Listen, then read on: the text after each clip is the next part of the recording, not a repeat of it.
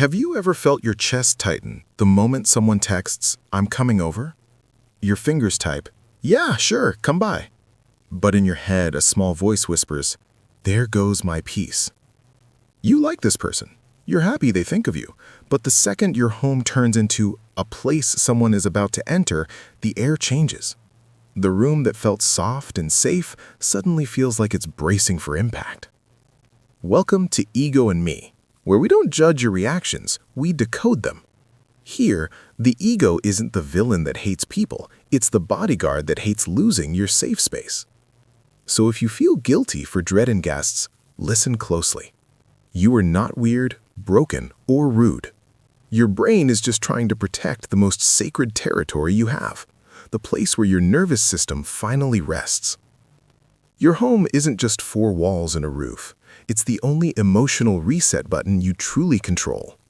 Outside, the sounds, schedules, stories, everything is controlled by others. But inside your home, you decide whether the noise is loud or soft, the lights are bright or dim, and what time the evening ends. Every object in that space is a small safety switch. The chair you always sit in, the familiar glass, the playlist you play every night, the way you fold your blanket, even the sound of water in the bathroom, all create a calm, still lake without ripples. Then just the sound of someone walking through the door, even a dear friend, is like a stone falling into the water. Nothing bad happens, but ripples spread throughout the room. The sounds change, the smells change, your breathing changes. In Ego and Me, the ego in this story isn't an arrogant person who hates anyone touching their belongings. Ego is like a gatekeeper standing before that lake, silently asking, "Will this person pollute my waters? Will I still be able to breathe comfortably while they're here?" It's not trying to drive everyone away. It's simply protecting the only place where you can be yourself without having to pretend. Out there, you always have to stay on, polite, friendly, laughing at the right moments, carefully editing every sentence so it doesn't land wrong. It's like you're wearing a social mask all the time. Not fake, but definitely the polished version of you. Only when you step inside your home does that mask finally come off. Your voice gets softer, your shoulders drop, the muscles in your face stop holding a pose. You don't have to think, "How do I look right now?" You just think, "Finally, I can breathe." That's why having guests over can feel so exhausting. The moment someone crosses the doorway, the mask you thought you'd taken off snaps back on. You're monitoring your words again, reading the room, managing their comfort, but this time it's happening inside the one place that was supposed to be safe. Your social battery starts draining quietly. No alarms, no dramatic crash, just a slow percentage drop in the background, like a phone running too many apps while the screen stays bright. You're still smiling, pouring drinks, asking questions, but inside you can hear the battery warning no one else notices. And it's only when the door finally closes, when their footsteps fade down the hallway, that you take your first full breath of the night.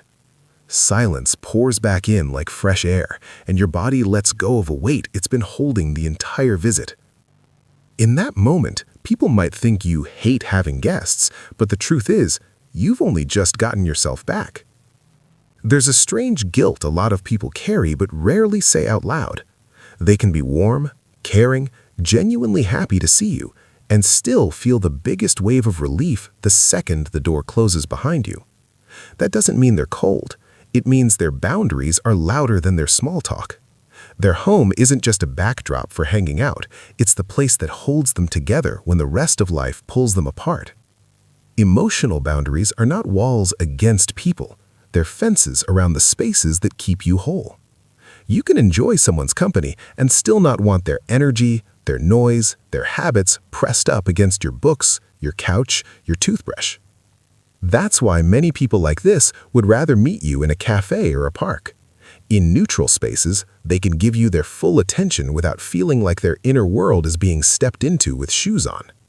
Out there, you get the same kind, present version of them, but their sanctuary stays untouched, waiting for them to come back and exhale.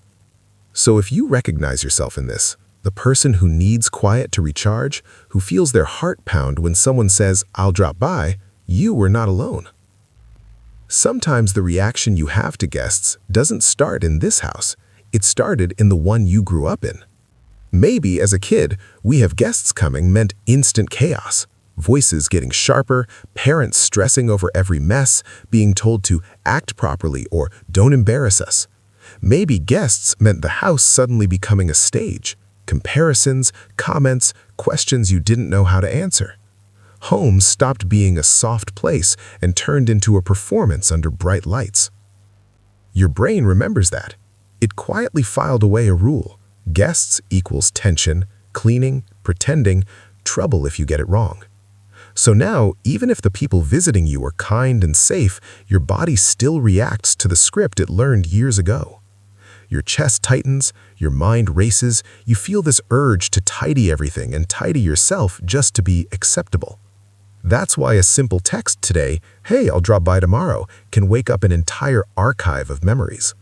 In 1 second, you're not just preparing for a visit, you're bracing for every old feeling stacked behind that sentence.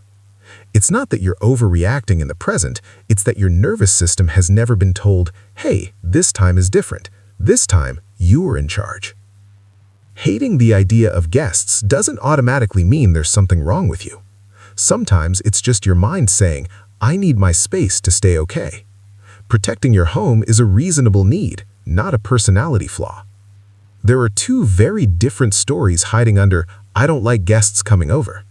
One is about energy. You're drained easily, home is your charger, and too many visits unplug you from the wall. The other is about fear. Fear of being judged, of your home not being perfect, of you not being enough when someone steps inside.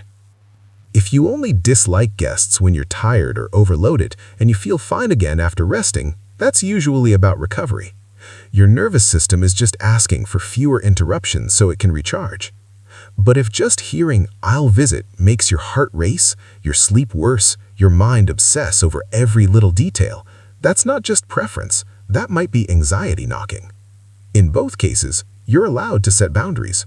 You can say, "I'd love to see you, but can we keep it to an hour?" Or, "Can we meet at a cafe instead? My place is my recharge zone." You can tell people, "I get overwhelmed easily, so I'm slow with hosting," but it's not about you. If the fear feels bigger than you can handle, that's a signal, not a sentence. Talking to a therapist or someone you trust isn't overreacting, it's giving your nervous system backup. You're not rude for listening to what your body says. You're just learning how to let people in without letting yourself disappear. You are not weird for needing silence like oxygen. You just have a nervous system that is sensitive to disruption. You are not too much for protecting your space. You are learning to listen to the way your body stays safe. You don't hate guests, you're just refusing to turn your healing place into a stage. Let this be permission, not an apology. For some people, home is not a showroom, it is the only place where their mask finally comes off. If you recognize yourself in this, the person who needs quiet to recharge, who feels their heart pound when someone says, "I'll drop by," you are not alone. Share your experience in the comments. Send this to the friend who always wants to hang out at your place, and stay for the next video about the people who deal with this by cutting everyone off instead of setting boundaries.